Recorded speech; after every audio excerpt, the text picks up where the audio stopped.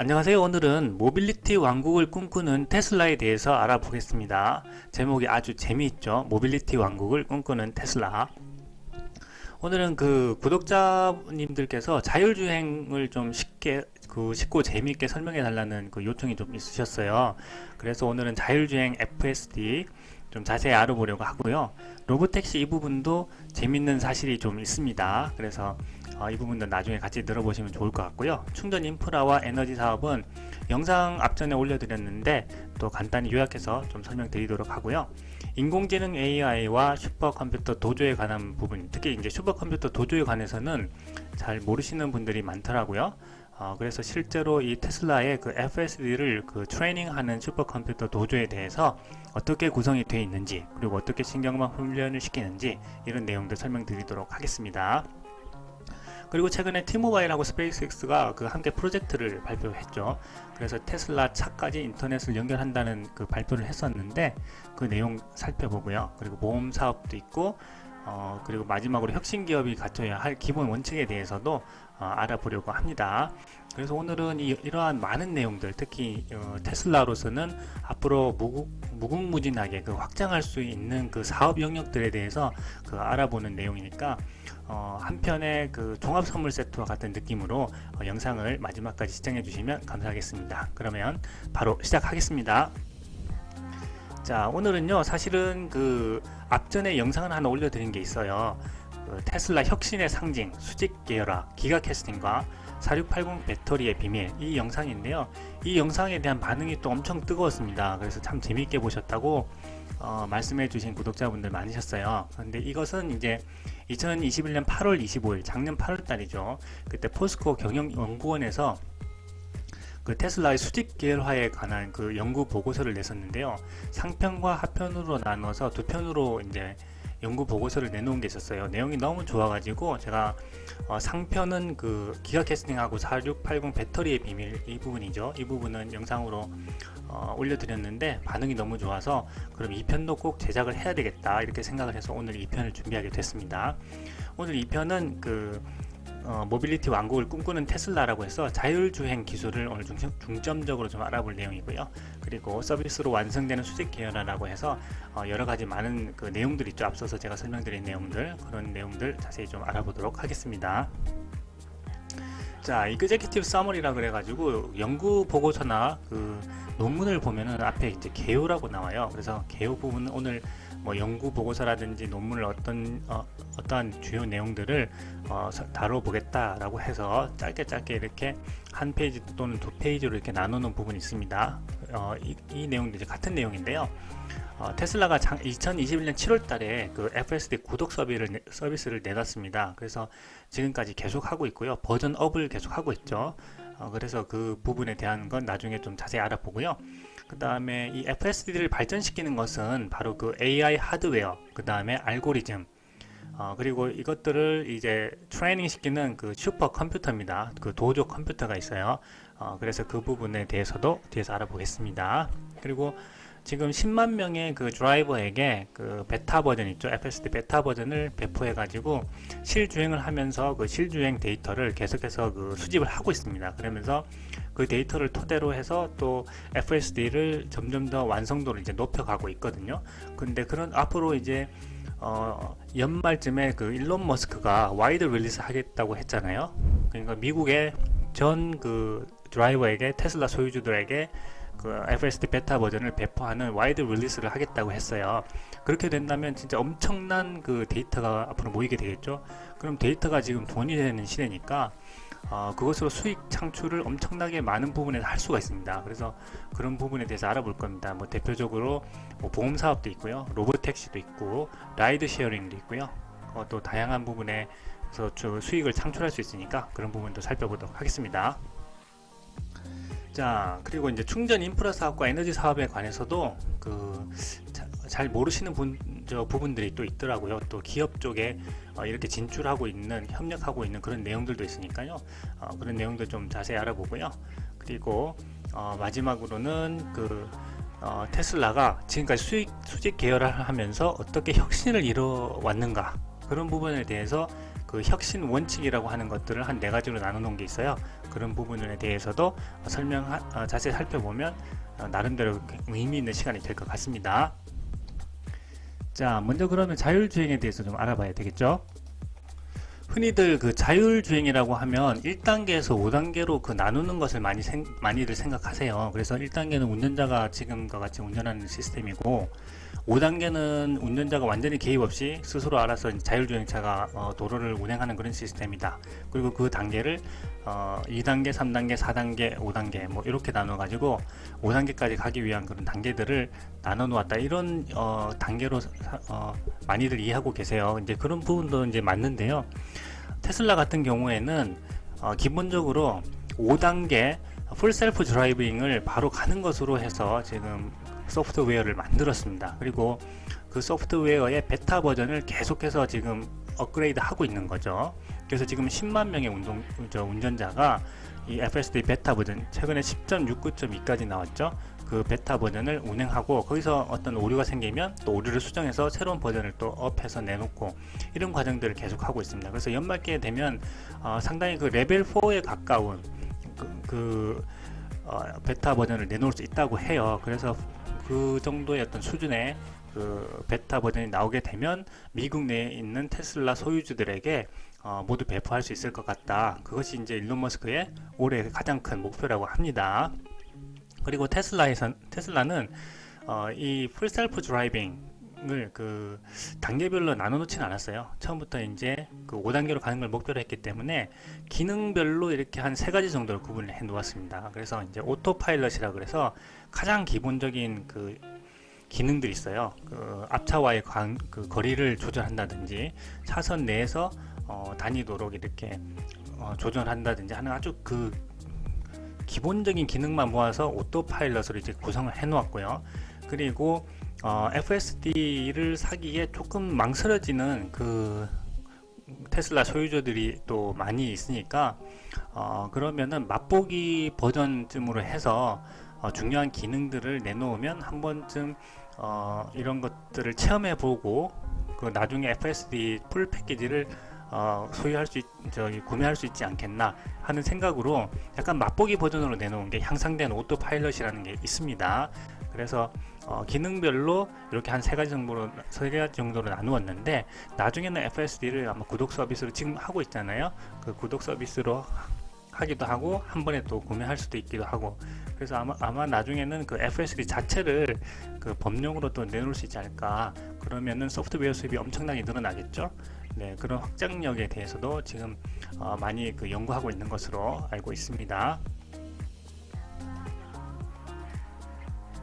자, 오토파일럿은 아까 좀 전에 말씀드린 대로 교통 인식 크루즈 컨트롤 해가지고 앞차와의 그 간격을 일정 속도로 좀 유지하기도 하는 기능이에요. 그리고 오토스티어라고 하면서 현재 차로를 계속해서 유지하면서 운행하는 기능, 뭐 이런 기본적인 기능을 가지고 있는 게 오토파일럿입니다. 그리고 향상된 오토파일럿은 그 FSD 중에서 중요한 기능들만 모아서 맛보기 버전 정도로 구성을 해놨다라고 말씀드렸죠. 보시게 되면 아까 그 오토파일럿에는 그 차선을 변경하는 건 없었죠. 그런데 이제 그 향상된 오토파일럿에서는 그 차선도 변경하고요.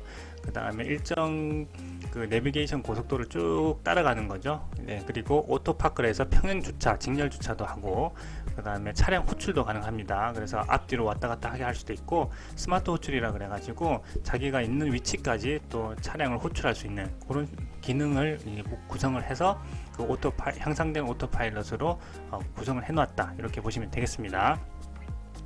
자, 그러면 완전 자율주행 베타 프로그램에 대해서 좀 설명드리도록 하겠습니다. 가끔 그 테슬라의 그 완전 자율주행 그 베타 프로그램에 문제가 많다고 지적하시는 분들이 있는데요. 그거는 당연한 겁니다. 그런데 베타 버전이라는 걸 잘 이해하지 못하셔서 하시는 말씀인데요.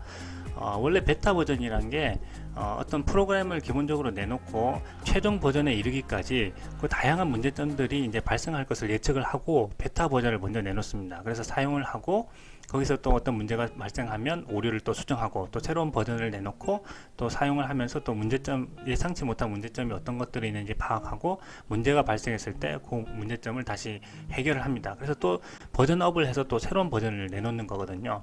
그래서 완전 자율주행 베타 버전은 지금 완성된 소프트웨어로 가는 그 과정입니다. 그렇기 때문에 그 베타 버전이 계속해서 이제 버전업이 되면서 점점 더 완성도를 갖춰가는 거죠. 그게 베타 버전의 그 주 목적입니다. 그런데 거기에 대해서 이제 잘 모르시는 분들이 완전 자율주행 지금 많이 문제 있어 이렇게만 이게 단편적으로 이해하시고 문제를 제기하시는 거죠. 그런데 이건 완성된 프로그램으로 가는 그 과정이다. 그 과정을 위해서 베타 버전이 있는 것이다. 그리고 이 버전은 계속해서 버전업이 되면서 완성도를 점점 더 높여간다. 이렇게 이해하시면 되겠습니다. 자, 완전 자율주행을 위해서는요, 하드웨어가 있고 소프트웨어, 그 다음에 이 소프트웨어를 업데이트하는 슈퍼컴퓨터 이렇게 구성이 되어 있습니다. 그 중에서 먼저 이제 하드웨어에 대해서 알아보겠습니다. 하드웨어는 최신 테슬라 자동차는 8개의 카메라가 있고요, 12개의 초음파 센서가 있습니다. 그리고 테슬라 FSD 칩이 장착된 테슬라 뉴럴넷 자율주행 보드가 장착되어 있습니다. 테슬라 뉴럴넷 자율주행 보드는 그 컨트롤러라고 하는데요. 사람으로 치면은 그 머리에 해당합니다. 그래서 어떤 데이터를 인식하고 그 어떻게 움직이라고 하는 그 움직임의 명령을 내리는 그 제어하는 그 기능을 하는 거죠. 그래서 사람의 머리에 이제 해당하는 겁니다. 그래서 지금 보시게 되면 이 표에서는 하드웨어 1.0, 2.0, 2.5, 2.5, 3.0 버전까지 해서 지금 하드웨어 3.0 버전까지 발전되어 있습니다.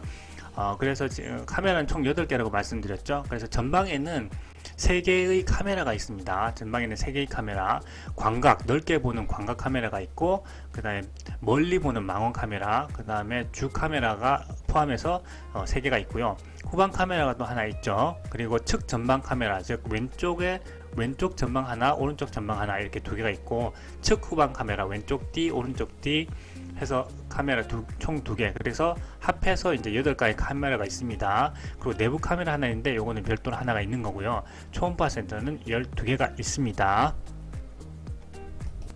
그리고 거리를 이제 재기 위해서 2021년 이전에 생산된 차량에 있는 그 전방 레이더가 있는데요. 이 레이더는 지금은 사용하지 않고 있습니다. 근데 2021년 이전에 생산된 차에는 레이더가 이제 장착이 되어 있었습니다. 그래서 레이더를 통해서 어떤 거리와 사물을 이제 인식하는 그 기능으로 이제 사람으로 치면 이제 눈이 되는 거죠. 사람으로 치면 눈이 되는데 이 눈으로 쓰는 게 첫 번째는 카메라가 있고요. 두 번째는 레이더가 있습니다. 그리고 두 번째 레이더가 있고 세 번째는 라이더가 있습니다. 그래서 요거 차이는 이따가 설명드리도록 하겠습니다. 그리고 하드웨어 3.0에서 이제 구성된 걸 보시게 되면은 여기 이제 앞좌석에 이제 아까 광각 카메라, 그 다음에 그 멀리 보는 망원 카메라, 그리고 주 카메라 해서 3개가 그 하나의 세트로 되어 있죠. 그래서 여기 보면은 테슬라 트리플 카메라고 해서 이 트리플 모듈이 있습니다. 이 모듈 카메라가 하나, 둘, 3개가 있고요. 그 다음에 여기에는 아까 말씀드렸던 것처럼 그 레이더가 있었는데 지금은 레이더 없이 시각 정보로만 파악을 하고 있습니다. 그리고 여기 점이 이렇게 찍혀져 있는 것은 아까 센서입니다. 센서, 움직임을 감지하는 센서고요.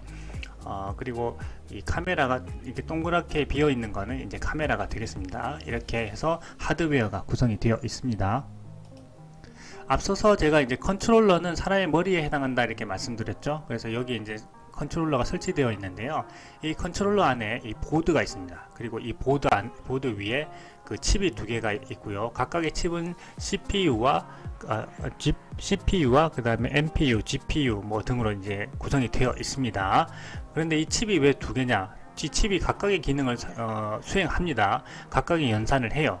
그래서 연산을 했을 때 두 값이 일치하면 움직임을 주는 거고요. 두 값이 일치하지 않으면 뭔가 계산이 잘못됐기 때문에 일단은 멈춰서 새로운 값을 다시 이제 산출을 하게끔 됩니다. 그러니까 이게 굉장히 정교하게 되어 있는 거죠.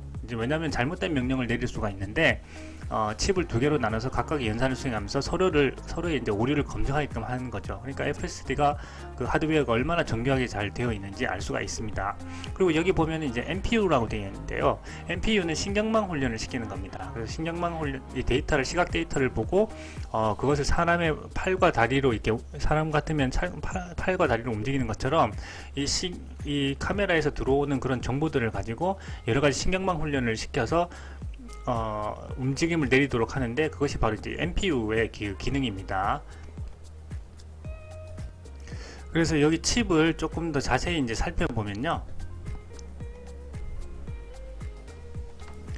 이 하드웨어 3.0에 적용된 테슬라의 그 프로세서는 여기 보면은 CPU 그 3개의 CPU, 이거 논리 연산을 하는 곳이죠. 3개의 CPU와 1개의 GPU, 고차원 연산. 이거는 사진 정보죠. 이 시각된 정보를 이제 파악하는 겁니다. 그리고 2개의 NPU, 인공신경망 관련 연산을 하는 거예요. 아까 그 뉴럴링크에서 그 인공신경망 트레이닝 시킨 것처럼 여기서도 이제 트레이닝을 시키는 거죠. 그런 내용을 연산을 하는 NPU가 2개가 있습니다. 그리고 이 칩이 앞에서 보시는 것처럼 그 독립된 칩이 2개가 있어서 서로 검증을 하도록 기능이 되어 있다. 이렇게 보시면 되겠습니다. 네, 그리고 그 자율주행에 있어서 가장 먼저 이제 그 처리하게 되는 것이 바로 사람의 눈에 해당하는 부분입니다. 시각화하는 그 기능인데요. 이 시각화 기능에는 그 첫 번째는 그 카메라가 있습니다. 카메라. 그리고 두 번째는 라이다가 있고 세 번째는 레이더가 있습니다. 그래서 항상 이런 논쟁이 있었죠. 라이더가 낫다 아니면 레이더가 낫다 막 이런 논쟁이 있었는데 이런 논쟁에 관해서는 많이 들어보셨죠. 근데 이제 내용에 대해서는 좀 궁금하셨던 분들도 있을 거예요. 이 부분 설명해 드릴게요. 테슬라 같은 경우에는 그 초기에 레이더를 썼습니다. 레이더를 썼는데 지금은 레이더 없이 카메라로만 그 FSD 베타 버전을 완성해서 지금 계속해서 업그레이드를 하고 있죠. 그래서 테슬라는 지금 레이더 없이 그냥 라이더 없이 초기 모델에는 레이더가 있었지만 지금 레이더 없이 카메라로만 그 FSD 베타 버전을 계속해서 업그레이드 하고 있다. 이렇게 이해하시면 되고요. 라이더 같은 경우에는 여기 보시면 빛을 쏩니다. 라이다는 빛을 쏴요. 그래서 시각화하는 겁니다. 눈앞에 보이는 것을 사람의 눈이 이렇게 보는 것처럼 시각화하는 거예요. 그래서 빛을 쏘는 것이 라이다. 그리고 레이더는 전파를 쏩니다. 여기 보면 레이더는 전파를 쏜다. 다시 한번 말씀드리면 이런 시각화하는 하드웨어는 총 3개다. 첫 번째는 카메라, 두 번째는 라이다, 세 번째는 레이더. 근데 테슬라 같은 경우에는 레이더가 과거 모델이 있었지만 레이더를 다 떼고 이 카메라로만 그 시각화 자료를 처리를 한다. 그래서 FSD 베타 버전을 만들어서 업그레이드 하고 있다. 이렇게 이해하시면 되고, 라이다는 빛을 쏴서 시각화를 한다. 그죠? 레이더는 전파를 쏴서 시각화를 한다. 이렇게 이해하시면 되겠습니다. 그리고 테슬라 같은 경우에는 카메라로 시각화를 하기 때문에 라이다나 레이더를 쓰지 않는 거죠. 그래서 시각화를 하기 때문에 엄청난 양의 그 데이터가 필요합니다. 왜냐하면 그 시각화하는 자료들을 다 분석을 해야 되니까요. 그래서 지금 이렇게 쭉 점점 이렇게 해서 많아지는, 엄청나게 지금 늘어나고 있죠. 이런 데이터를 지금 수집을 하고 있습니다.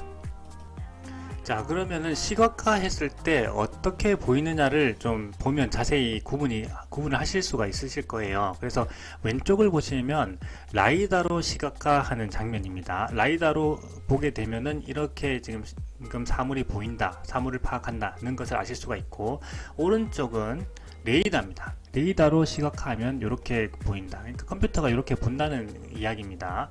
그래서 라이더 같은 경우에는 장점은 굉장히 정밀하다는 거예요. 빛을 쏴가지고 사물을 인식하기 때문에 굉장히 그 정밀도는 높지만 가격이 비쌉니다. 대신에 가격이 비싸요. 한 대에 8천만 원 정도 합니다. 그러니까 기본적으로 차값이 8천만 원으로 높아지는 거죠. 그래서 상용화에 좀 현재까지는 원가상에서 문제가 있는 거고요. 오른쪽에서 보면은 레이더의 장점은 가격이 이제 싼 거죠. 그런데 정밀도에서 좀 떨어진다는 단점이 있습니다. 그리고 라이더 같은 경우에는 아까 그 가격이 비싸다는 단점도 있었지만 또 빛을 쏘기 때문에 비나 안개 등이 낄 경우에는 제대로 좀 파악이 안 되는 또 단점이 있습니다. 그래서 라이더나 레이더나 뭐 이런 장단점을 서로 이제 가지고 있고, 일론 머스크는 이 두 원가적인 측면에서 이 두 가지보다는 카메라를 계속해서 카메라로 보여지는 이 시각을 계속해서 시각화 훈련을 한다고 하고 그 데이터를 축적한다면은 이 둘보다 원가 측면에서도 우위에 있고 훨씬 더 그 기능도 업그레이드 할 수 있다라고 판단을 해서 레이더를 떼버리고 오직 카메라로만 그 비전을 형성해서 시각화를 했고 거기에 데이터를 계속 축적을 해서 지금의 그 FSD 베타 버전을 만들었다, 이렇게 이해하시면 되겠습니다. 자, 요거는 구글의 웨이모인데요. 웨이모는 그 라이다입니다. 빛을 쏘는 라이다를 가지고 시각화를 해요. 그렇다면 요 차에 보면은 여기 위쪽에 보면 카메라가 있습니다. 이 카메라가 360도 계속 뱅글뱅글 이렇게 돌고 있습니다. 돌면서 이 전방 그리고 측 후방까지 이 카메라가 계속해서 시각화를 한다는 거죠. 그러니까 엄청난 지금 데이터를 많이 처리를 해야 됩니다. 그런데 이제 겉으로 보기에도 좀 좋지는 않죠. 그래서 계속 이 카메라가 계속해서 돌고 있는 게 있다, 그러면 이건 라이다다, 이렇게 생각하시면 되겠습니다. 자, 이것은요 카메라를 통해서 시각화를 하는 그 테슬라에서 보여지는, 테슬라가 인식하는 그 시각화입니다. 보시면 이런 장면을 많이 보셨죠. 그래서 카메라로 트레이닝 시켜서 지금 컴퓨터가 이렇게 지금 보면서 판단을 하고 있다 하는 내용이 이렇게 나와 있습니다. 그래서 아무래도 빛을 쏘거나 뭐 이런 레이더나 라이다 같이 이렇게 빛을 쏘거나 전파를 쏘는 것이 없기 때문에 그 먼 거리와 짧은 거리를 파악하는 데 있어서 사진만으로 지금 계속 그 카메라를 통해서 찍힌 그 사진만으로 그 거리를 지금 측정하고 있죠. 그래서 그 거리를 측정하려면 엄청나게 많은 그 데이터가 있어야 됩니다. 그래서 지금 그동안 쌓인, 계속해서 이제 그 운전자들에게 베타 버전을 배포를 하고 실주행 데이터를 지속적으로 이렇게 모아왔던 거죠. 그래서 지속적인 데이터를 가지고 슈퍼컴퓨터를 통해서 트레이닝을 시킨 겁니다. 왜냐하면 사람들도 이제 눈으로 보고 그 장면을 시각화한 다음에 판단을 하죠. 판단을 해서 어떻게 움직인다 하는 것처럼 이 자동차도 이 시각만으로 충분히 가능하다라고 생각한 거죠, 일론 머스크는. 대신에 사람은 이제 앞쪽을 볼 때는 앞쪽에 대한 그 화면만 있는 거고요. 옆쪽을 볼 때는 앞 화면은 없어지는 거죠. 순간적으로 그 옆에 화면만 기억을 합니다. 그리고 뒤쪽을 볼 때는 뒤쪽 화면만 기억하는 거죠. 앞쪽 화면하고 옆쪽 화면은 순간적으로 없어지는 겁니다. 그 임시 저장 장치에 그게 가 있는 거예요. 그런데 이 자율주행차에 있는 카메라 그 8대가 설치되어 있었죠. 8대는 동시에 앞, 뒤, 좌우를 봅니다. 그러니까 사람하고 다른 점은, 사람은 한쪽을 보게 되면 다른 한쪽을 이제 볼 수가 없는 거죠. 그런데 차는 앞뒤 좌우 사방을 동시에 다 볼 수 있다는 거예요. 그래서 자율주행차에 있는 이 카메라가 훨씬 더 나중에 발전을 하게 되면 사람보다 더 정확하고 정밀하게 그리고 안전하게 운전할 수 있다는 이유가 바로 그것입니다. 자, 그래서 이제 테슬라에 있는 그 카메라는 총 8대라고 말씀드렸죠. 그래서 이 전방 카메라에 보면은 아까 3가지 카메라가 트리플 카메라가 되어 있죠. 그래서 하나의 모듈로 형성이 되어 있는데 광각은 넓게 보는 거고요. 망원 카메라는 멀리 보는 것이고, 주 카메라가 있습니다. 그리고 전방 측 왼쪽 앞쪽으로 이제 측방에 2개가 있고 뒤쪽으로 측방에 또 2개가 있고, 그래서 총 8개의 카메라가 있고 별도로 이제 내부에 그 카메라가 하나 있다. 그리고 이 카메라를 통해서 시각화한 것은 이런 장면이다. 그리고 앞서서는 그 레이더와 라이다를 통해서 시각화하는 장면들은 보셔서 이제 구분하실 수 있으시겠죠. 그래서 카메라로만 그 거리를 측정해야 되기 때문에 엄청나게 많은 데이터, 실주행 데이터가 필요한 것이 바로 그 테슬라의 그 비전 시스템입니다. 그래서 최근까지 엄청나게 많은 데이터를 수집을 했죠. 그래서 3,500만 마일의 데이터가 쌓였다 하는 내용입니다. 이게 한 7월 8월 기준이에요. 그래서 여기 보시면은 처음에는 이제 그 사용자가 많지 않으니까 그 데이터가 그렇게 많이 증가하진 않았었어요. 그런데 이것이 이제 베타 버전이 점점 더 업그레이드 되면서 안전성을 확보하고 이 정도 안전성을 확보할 때마다 또 이용자들을 또 늘렸죠. 그래서 지금 10만 명까지 늘어나게 되니까 데이터가 늘어나는 속도도 이렇게 많아집니다. 그래서 연말에 가서 만약에 와이드 릴리즈 하게 된다, 그래서 사용자가 미국 전역에 있는 테슬라 소유주다 라고 할 때는 이 데이터 늘어나는 속도는 지금보다 훨씬 더 급격하게 많은 데이터가 모이게 되겠죠. 그래서 일론 머스크가 그렇게 되면 완전 자율주행으로의 그 시기가 정말 앞당겨질 거라고 지금 생각하고 있는 것입니다. 그래서 앞서서 제가 그 카메라로만 그 시각화를 한다고 했는데 이게 퓨어 비전 드라이빙을 추구한다 이런 내용입니다. 퓨어 비전 드라이빙 용어를 하면 이렇게 되고요. 그래서 카메라로만 시각화를 해서 테슬라는 사용하고 있다. 이 비전 센서 카메라를 이용해서만 하고 있다. 그런데 이게 작년 내용이죠. 그래서 작년에서는 레이더 센서도 제거를 했다. 그래서 지금 제거된 상태입니다. 근데 최근에는 지금 배터리 부분에서 그 원가 절감이 또 많이 되고 대량 생산을 하면서 규모의 경제가 되다 보니까 차량 그 원가가 또 많이 지금 떨어지고 있다고 합니다. 그만큼 또 영업이익은 좀 높아지죠. 그래서 향후에 배터리 부분에서 원가 절감을 더 할 수 있다면 이 FSD 기능의 완성도를 더 높이기 위해서 레이더 센서를 다시 부착할 수도 있지 않을까 하는 추측이 지금 나오고 있습니다. 그래서 제 생각에는 만약에 배터리 부분에서 그 원가 절감이 충분히 된다면 레이더 센서도 추가적으로 부착이 되지 않을까. 특히 이제 뭐 사이버 트럭이라든지 세미 트럭과 같은 경우 특히 이제 세미 트럭이죠. 세미 트럭과 같은 경우는 이제 차량이 크고 또 무거운 그 짐을 또 운반하고 있고 또 안전성 면에서 더 안전해야 되겠죠. 그러다 보니까 레이더 센서를 추가로 달지 않을까 하는 추측은 저도 이제 하고 있습니다. 그래서 자율주행에서 지금 중요한 것은 그 앞에서 카메라는 일단 사람의 눈과 같은 시각화를 한다고 말씀드렸죠. 그리고 그 컨트롤러가 있다고 말씀드렸죠. 컨트롤러는 사람으로 치면은 이제 머리다. 그래서 시각화 데이터가 들어오면 그것을 판단해서 이제 제어를 하죠. 뭐 가라 아니면 서라, 좌회전을 해라 또는 오른쪽으로 해라, 조금 더 기다려라 하는 걸 이제 컨트롤러에서 명령을 이제 내리는 거죠. 근데 이 컨트롤러가 점점 더 똑똑해져야 되겠죠. 그래서 이 컨트롤러에 그 아까 보면 보드와 칩이 있는 거죠. 그 기능을 계속해서 업그레이드 해야 됩니다. 그래서 트레이닝 시켜서 업그레이드 하는 그 선생님이 있어야 되겠죠. 그 선생님이 바로 슈퍼컴퓨터입니다. 그래서 지금 테슬라는 그 도조 슈퍼컴퓨터를 발명을 했습니다. 그래서 D1 칩을 개발했고요. 자체적으로 D1 칩을 개발했고요. 그 다음에 시각화 자료를 처리하기 위한 그 수많은 그 엔비디아 GPU를 또 설치를 해서 함께 그 슈퍼컴퓨터를 지금 운영하고 있습니다.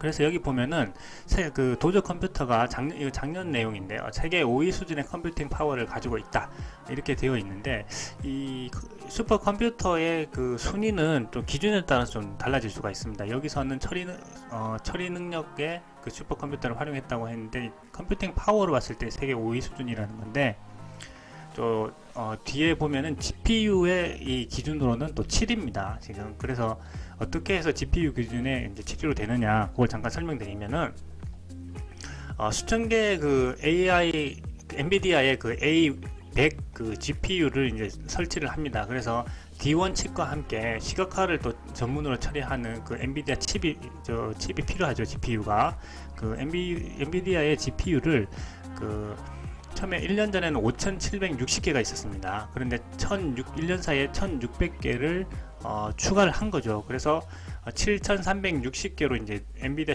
GPU가 늘어났고요. 그래서 성능이 약 28%가 증가를 했습니다. 그래서 슈퍼컴퓨터에도 순위를 매길 때 어떤 컴퓨팅 파워로 순위를 매길 수도 있고 이런 GPU의 개수로 또 순위를 매기기도 합니다. 그거는 좀 기준에 따라서 다른데요. 테슬라는 어찌됐든 계속적으로 자체적으로 D1 칩을 개발을 했고 지금 도저 컴퓨터라는 슈퍼컴퓨터를 운영하고 있고 이 컴퓨터를 통해서 계속해서 그 아까 자율주행의 그 기능을 업그레이드하고 있다 이렇게 이해하시면 되겠습니다. 네, 그리고 이 그림은 이제 도저 프로젝트에서 D1 칩과 뭐 트레이닝 타일이라 그래가지고 여러 가지 층층이 이렇게 형성이 되어 있습니다. 그리고 연산을 빨리 하기 위한 구조로 되어 있는데요. 이런 내용이 있다 정도로 이해하고 가시면 좋을 것 같아요. 자. 그래서 이 세계 최고의 그 AI 그 시스템을 만들기 위해서 세계 최고 수준의 그 인재들을 또 영입을 했죠. 그래서 세계 최고 수준의 반도체 공학자인 짐 켈러나 피터 바논을 영입하고 또 인공지능 그 혁신가인 안드레 카파시도 영입을 해서 이 도저 시스템을 그 슈퍼컴퓨터를 만들었습니다. 자, 그리고 테슬라의 그 모빌리티 왕국을 이루기 위해서 수직 통합을 하고 있는데요. 여기 보시면 전방과 후방이 나눠져 있습니다. 전방은 이제 고객, 고객에게 가는 그 서비스가 있는 쪽이고요. 후방은 이제 그 제품, 부품 이쪽으로의 그 통합을 말합니다. 그래서 이제 후방 쪽은 앞 1편에서 저희가 말씀드렸어요. 그래서 원통 4680 그 배터리 셀 있는 그 기능들에 대해서 설명을 드렸고요. 그 다음에 전망적으로 이제 수직 통합을 이제 하려고 하는 거죠. 그래서 오늘은 이 부분에 대해서 지금 설명드리고 있는데요. 여기 보게 되면 로보택시 서비스도 이제 하게 되고, 인포테인먼트, 그 다음에 충전 서비스, 그 다음에 스페이스X를 통한 그 인터넷 서비스, 그 다음에 에너지 발전 및 저장 사업 등등 해서 전방 수직 통합을 하게 되면 이 부분이 모두 이제 부가적인 수익을 발생할 수 있는, 앞으로 그 사업을 확장해 나갈 수 있는 그런 부분이 되겠습니다. 앞서서 제가 또 영상을 하나 올려드렸는데요. 그 에너지에 관련된 부분입니다. 그래서 지금 세계는요 4차 산업혁명을 위한 에너지 전쟁 중이다 라고 지금 설명을 할 수가 있을 것 같아요. 지금 굉장히 고유가와 그 고유가로 인한 인플레이션이 지속되고 있는 상황이죠. 그런데 친환경으로만 그동안 세계가 계속해서 집중해 오다 보니 4차 산업 자체가 요구하는 에너지량이 늘어날 것이라는 것을 간과해 왔어요. 그런데 막상 그 코로나 팬데믹으로 인해서 4차 산업혁명이 발전이 앞당겨지다 보니까 여기서 요구하는 에너지량이 생각보다 훨씬 더 많은 거죠. 그래서 지금 구조적으로 이런 에너지가 부족한 현상이 발생하고 있습니다. 그래서 테슬라 같은 경우에는 이런 것들을 일론 머스크는 미리 예측을 한 것 같아요. 그래서 에너지 사업도 함께 시작을 이제 하게 된 거죠. 그래서 테슬라의 에너지 사업은 어떻게 보면은 일론 머스크 성견지명에서 시작되었다 이렇게도 볼 수 있을 것 같습니다. 그래서 그 세계 에너지 소비량을 보시게 되면은 이게 연도별로 1990년부터 2021년까지의 그 그래프예요. 그 보시게 되면 이렇게 분홍색이 그 중국을 포함한 아시아의 에너지 소비량입니다. 그러니까 급격하게 늘고 있는 거죠. 그동안 중국이 세계의 그 공장이 되면서 에너지량을 엄청 생산하고 그 소비하게 된 것입니다. 그런데 여기에 지금 4차 산업이 발전하게 되니까 중국에서 그동안 전기 자동차 또 산업이 굉장히 그동안 발전을 했죠. 그러니까 전기 자동차 산업이 엄청나게 발전하면서 그 에너지 요구량도 늘어났고, 그런 에너지 요구량을 충족하기 위해서 발전량도 엄청나게 늘어났다 이렇게 보시면 되겠습니다. 그런데 미국은 그 생산 시설은 없고 오직 그 부가가치가 높은 산업에만 집중해 왔기 때문에 그 에너지 소비량 크게 늘지 않았죠. 그런데 지금은 세계 4차 산업과 관련된 세계의 모든 그 공장들을 미국으로 가져오려고 인플레이션 리덕션 액트 등 인플레이션 감축법을 또 시행을 했죠. 4차 산업의 패권을 미국으로 다 가져오겠다는 생각으로 인플레이션 감축법을 이제 시행을 했는데, 그렇게 돼서 이제 모든 공장이 미국으로 오게 되면 그 기업들이 요구하는 에너지량도 훨씬 더 늘어나게 될 거라는 거죠. 그런데 지금 그 미국의 그 발전량으로는 이것들 충당하기가 쉽지가 않아요. 그래서 지금 일론 머스크는 그 가정을 대상으로는 가상 발전소라는 BPP라는 프로그램을 만들어서 이것을 해소하려고 하고 있고, 기업들에게는 메가팩을 또 만들어서 지금 그 발전의 비대칭을 해소하려고 하는 거거든요. 왜냐면은 이게 항상 에너지량이 똑같이 생산되고 똑같이 소비되는 게 아니라, 낮에는 또 생산이 많이 되고 소비가 많이 되지만 저녁에는 또 소비가 안 되거든요. 왜냐하면 불을 끄고 다들 이제 자기 때문에 저녁에는 또 생산량은 많지만 소비량이 오히려 이제 줄어들게 되는 거죠. 근데 낮에는 또 소비량이 훨씬 더 늘어나게 되는 거예요. 발전이 이런 비대칭성을 가지고 있습니다. 그래서 그런 비대칭성을 해결하기 위해서 낮에 이제 생산하게 되면 생산량을 그 메가팩이라는 ESS 저장 장치라는 커다란 장치에다가 저장을 했다가 필요할 경우에 또 전력을 사용할 수 있도록 이런 그 에너지 사업을 지금 테슬라가 하고 있는 거죠. 자, 이거는 앞에서 이제 중국이 가장 많은 그 에너지 소비를 하고 있다 하는 내용이고요. 그리고 애플 또한 그 테슬라의 메가팩 배터리를 실제 주문을 해서 솔라팜을 구성을 했습니다. 이 엄청난 대지의 그 솔라팜이 구성이 되는 거거든요. 그래서 애플 같은 경우에도 친환경으로 모든 것을 바꾸겠다고 이미 선언을 하고 지금 전환하고 있습니다. 그래서 지금 애플의 본사에 쓰는 그 전력을 충당하기 위해서 그 솔라팜을 구성을 하는데, 거기에 테슬라와 계약을 해서 테슬라의 메가팩을 구입했다는 내용입니다. 이거는 1년 전, 2년 전으로 제가 기억하고 있습니다. 그래서 이렇게 지금 본사에 엄청난 양의 그 에너지를 소모하게 되는데, 그것을 화석 연료를 사용하는 것이 아니라 테슬라에게서 구매한 그 태양 시스템과 그리고 이 메가팩을 통해서 저장해 놨다가 필요할 때마다 저장 전력을 이용할 수 있는 그런 시스템, 친환경 시스템으로 가겠다고 하는 것이죠. 그래서 이렇게 지금 테슬라의 메가팩 배터리 에너지 시스템은 이렇게 생겼습니다. 그래서 굉장히 확장이 쉬워요. 그래서 만약에 더 필요하다 할 때는 여기 보면 이 메가팩을 계속해서 추가하기만 하면 되는 거거든요. 이 찍어내서 확장하고 찍어내서 확장하고 하면서 이것을 이제 기업들에게 그리고 정부에게 이런 시스템을 계속해서 공급을 하고 있는데, 앞서서 제가 말씀드린 것처럼 지금 점점 4차 산업이 발전하고 미국으로 많은 기업들, 4차 산업과 발전된 많은 기업들, 특히 뭐 전기 자동차와 관련된 기업들, 반도체와 관련된 기업들이 모두 이제 앞으로 미국으로 계속 모여들 텐데, 이렇게 모여들게 되면서 전력을 엄청나게 요구한다는 거죠. 그러면 지금 미국의 그 발전 시스템만으로 충당을 하기는 굉장히 어렵습니다. 그래서 결국에는 그 테슬라의 그 이 에너지 사업이 폭발적으로 성장할 수밖에 없는 그런 전망이 지금 되어 있습니다. 왜냐하면 그 기업들이 다 왔을 때 미국의 그 현재 있는 그 발전량으로는 부족할 수밖에 없거든요. 그래서 테슬라의 메가팩 배터리는 앞으로 그 전기차보다도 훨씬 더 그 에너지 산업이 커질 수 있는 그런 가능성도 있다. 지금 이렇게 판단되고 있습니다. 자, 그리고 테슬라의 로보택시와 관련된 부분인데요.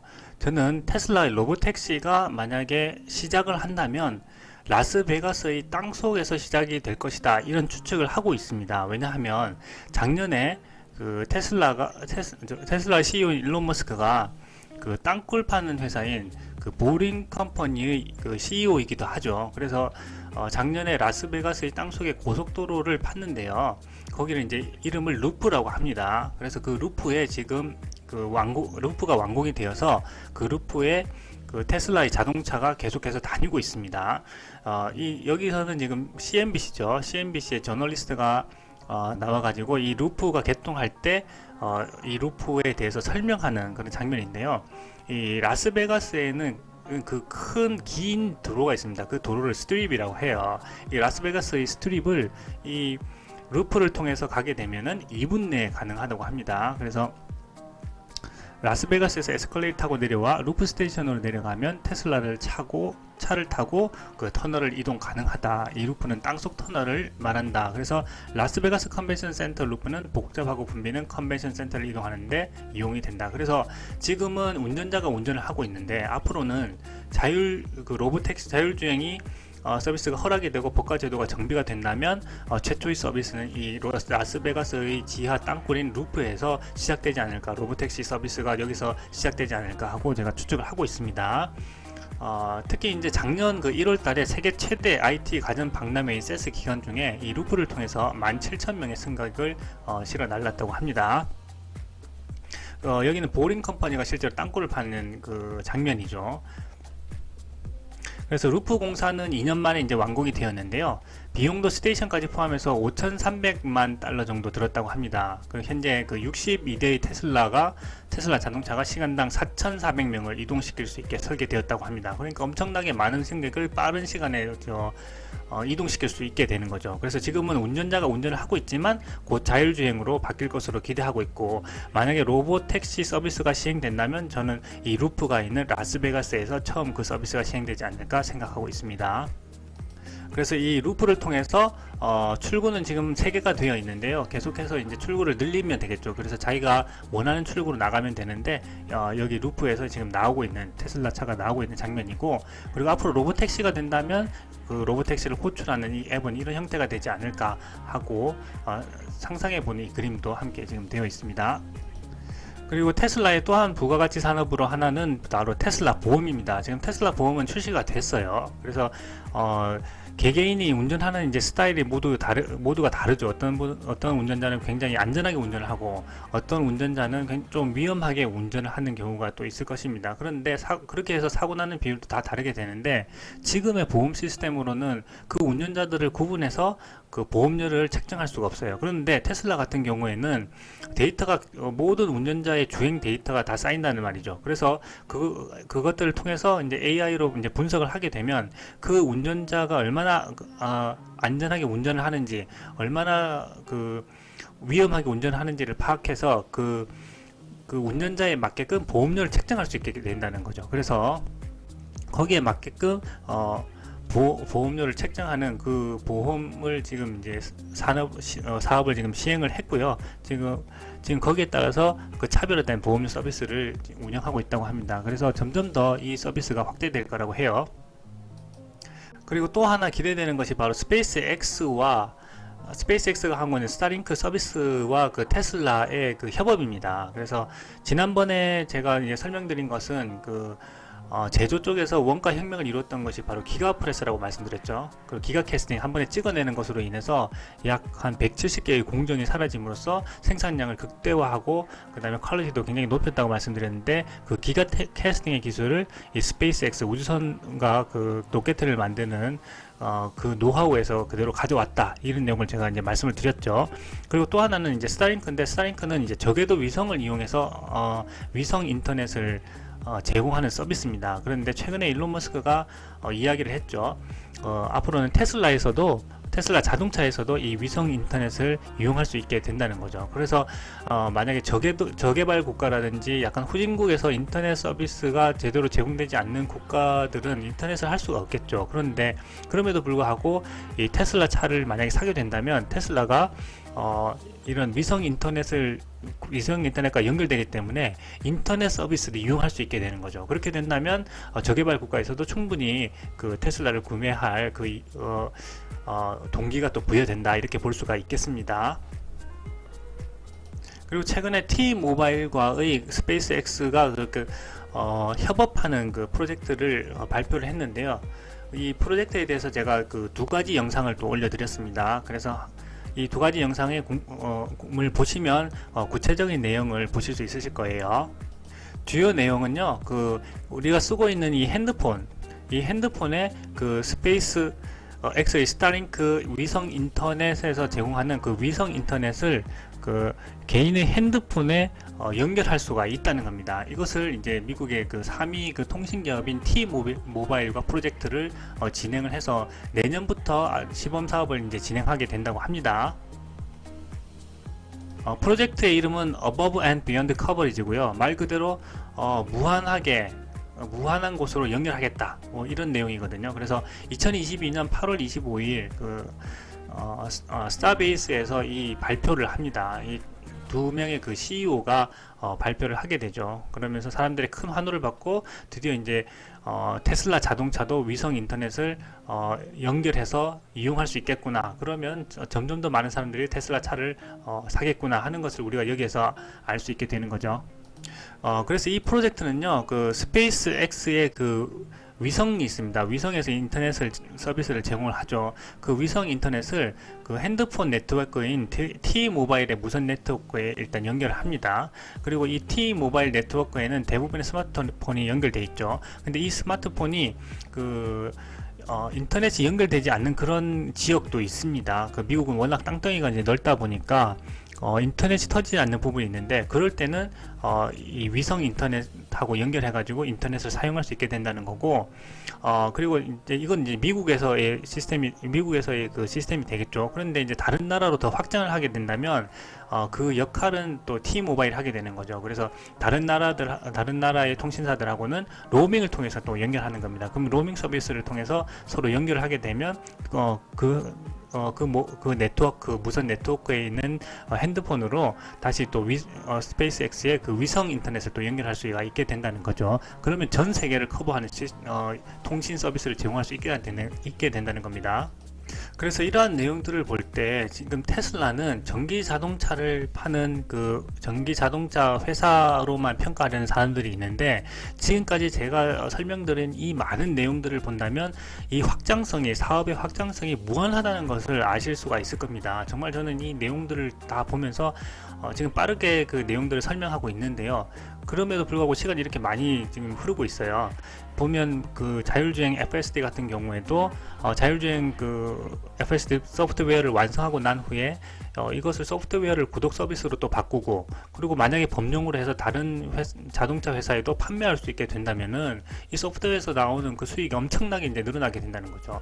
그것뿐만이 아니라 아까 말씀드린 것처럼 라스베가스의 지하에 있는 루프를 통해서 로보택시를 출시를 해서 이용할 수가 있을 것이고, 만약에 그 제한된 구역에서 성공적으로 이 로보택시 서비스가 이제 완성이 된다면 이제 도로 위로 이제 올라오게 되는 거겠죠. 그래서 저는 그 일론 머스크가 이런 단계를 하나하나 세밀하게 치밀하게 생각을 해서 라스베가스의 지하에 루프를 건설을 하고, 여기에 이제 지금 운전자가 있지만 로보택시 서비스를 출시하려는 것 아닌가, 저는 그렇게 그런 생각을 하고 있습니다. 그리고 충전 인프라와 에너지 사업도 앞으로 4차 산업에서 요구하는 그 에너지 양이 엄청나기 때문에 이 사업이 폭발적으로 발전할 수밖에 없다 하는 그 배경을 제가 설명드렸고요. 그리고 인공지능 AI와 슈퍼컴퓨터 도조에 대해서 설명드렸는데, 이 슈퍼컴퓨터가 점점 더 발전하고 있죠. 그렇게 되면서 FSD를 점점 더 완성 소프트웨어로 만들어 가고 있다, 트레이닝 시키고 있다, 이런 내용을 설명드렸습니다. 그리고 스페이스X의 통신산업 점점 발전하고 있어서 테슬라 차만 가지고 있어도 위성 인터넷을 쓰게 됨으로써 저개발 국가, 그리고 후진국에서도 제대로 그 사회 인프라가 구축되어 있지 않는, 통신 인프라가 구축되어 있지 않은 그런 국가에서도 테슬라 차만 가지고 있으면 위성 인터넷과 연결돼서 인터넷을 쓸 수 있게 되니까 사람들이 충분히 그 테슬라 차를 사려는 그런 요인이 앞으로 더 많아질 거다 하는 내용에서도 설명드렸고, 그리고 지속적으로 데이터가 이제 쌓여있기 때문에 개인에게 맞춤형으로 그 보험료를 책정하는 보험 사업들, 그렇다면은 여기 만족해서 하는 사람들 많겠죠. 그래서 보험 사업이 앞으로 더 확장될 것이다, 그리고는 내용에 대해서 설명드렸습니다. 그래서 무한한 이러한 그 사업의 확장을 우리가 지금까지 좀 살펴봤고, 그럼으로써 이제 테슬라는 모빌리티 왕국을 꿈꾸고 있다, 이렇게 우리가 평가할 수가 있는 거죠. 그리고 마지막으로는 이렇게 테슬라의 그 수직 계열화, 수직 통합을 통해서 경쟁력, 그리고 혁신 경쟁력을 갖춰가고 있는데, 여기서 우리가 배워야 할 그 혁신의 기본 원칙들, 이런 것들을 마지막으로 한번 살펴보고 가면 오늘 영상이 참 의미가 있을 것 같습니다. 그래서 첫 번째는 그 제1원칙 사고라고 합니다. 제1원칙 사고는 그 현상에 대한 가장 기본적인 원리를 밝혀낼 때까지 깊이 있게 추론하는 방식입니다. 일론 머스크가 가장 그 강조하는 그 방식이기도 합니다. 그래서 13년에 그 한 인터뷰에서 그 모두가 배터리 가격의 한계가 $600로 할 때 배터리는 무엇으로 구성되었지? 라는 근본적인 질문을 통해서 그것을 분해한다는 거죠. 배터리를 분해해서 배터리 요소 하나하나의 가격을 따져보고 그것을 더했을 때 지금 배터리 가격보다 싸다면 더 싼 배터리를 만들 수 있겠다 라고 생각을 하는 거죠. 그렇게 철저하게 기본적인 원리를 밝혀낼 때까지 깊이 있게 생각을 하는 것이 바로 제1원칙 사고라고 합니다. 두 번째는 백지 상태에서 다시 생각합니다. From scratch thinking이라고 하는데, 현재의 결과에 안주하지 않고 백지 상태에서 그냥 처음부터 다시 생각한다는 거죠. 완전 처음부터 다시 생각해서 새로운 것을 창조해내는 방법이라는 거죠. 그래서 대표적인 것이 기가 캐스팅입니다. 그래서 그동안 수많은 로봇과 수많은 장비와 접용접을 통해서 만들던 것을 그렇게 할 경우에 하나의 그 생산 라인만 멈춰도 전체 라인이 멈추게 되는 문제점이 있었거든요. 그래서 지금까지 로봇이 최고라고 여겼는데, 그 로봇을 거의 60개 가까이 이제 덜어내고, 그 스테이션도 2개를 덜어냄으로써 이 기가프레스 하나만으로 약 173개의 부품 과정을 이제 생략하게 되는 거죠. 그럼으로써 생산량을 급격히 증가하고 생산 시간을 단축할 수 있었다는 것은 바로 이 백지 상태에서 다시 생각하기, 이런 원칙에서 나온 것이라고 볼 수가 있겠습니다. 자, 그리고 세 번째는 틀에서 벗어난 생각하기, out of box thinking입니다. 즉, 경쟁 기업들이 배터리의 그 에너지 밀도를 높이기 위해서 그 배터리 안에 있는 화학적 소재만 그 집중을 했는데요. 테슬라는 오히려 그 배터리에 있는 그 화학적 소재가 아니라 배터리 자체의 크기를 이제 크게 만들어 버리는 거죠. 배터리의 크기를 크게 만들면서 배터리의 강도를 강하게 만들고, 그렇게 함으로써 중간에 들어가는 모듈을 생략할 수 있게 하는 거죠. 그렇게 하면서 배터리의 밀도를, 총합의 밀도를 이제 증가시키는 거, 이거는 제가 지난번에 그 영상에서 좀 자세히 설명드렸는데, 그 영상을 보시면은 좀 내용을 자세히 이해하실 수 있을 것 같아요. 그렇게 함으로써 다른 회사들은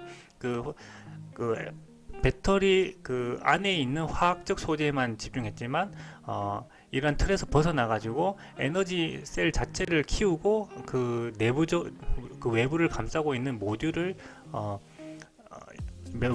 이렇게 생략함으로써 뭐 셀투패그라고 그러거든요. 그 기술을 그렇게 함으로써 에너지 밀도 총합을 이제 향상시키는 방법으로 생각해냈다. 그런 예에서 우리가 또 알 수가 있겠습니다. 그리고 문샷 싱킹이라고 그러는데요. 이것은 뭐 효율적 전기차 개발에 머무르지 않고 보다 안전 주행을 위한 자율주행 기술, 그리고 모빌리티 플랫폼을 활용한 각종 파생 서비스, 그리고 에너지 네트워크 구축과 통신 사업 진출, 그리고 우주 개발 프로젝트까지 2배의 성장 목표가 아닌 한 번에 10배의 성장을 목표로 하는 문샷 싱킹을 실천했다. 지금 앞에서 설명드린 것처럼 테슬라가 이렇게 지금 확장하려는 그런 사업들이 모두 성취가 된다면 그야말로 정말 이제 모빌리티 왕국을 이룰 수가 있게 되는 거죠. 그래서 한 가지만 생각하는 것이 아니라 전체적으로 사업을 확장해 나가려는, 무한히 확장해 나가려는 그 테슬라의 그 어떤 경영적인 측면에서도 우리가 배울 점이 많다는 것을 또 생각해 볼 수가 있겠습니다. 그래서 오늘 영상은 좀 길었는데요. 이 테슬라를 통해서 테슬라가 전기 자동차에만 머무르지 않고 이 수많은 그 사업들 무한한 확장을 통해서 앞으로 폭발적인 성장을 이루어 나갈 수 있는 그 가능성을 오늘 하나하나 좀 살펴본 시간이 아니었나 싶습니다. 그래서 오늘 영상을 통해서 그 모빌리티 왕국을 꿈꾸는 테슬라에 대해서 한 번쯤 더 생각해보는 그런 기회가 되었으면 좋겠습니다. 오늘 영상은 여기까지 하겠습니다. 감사합니다.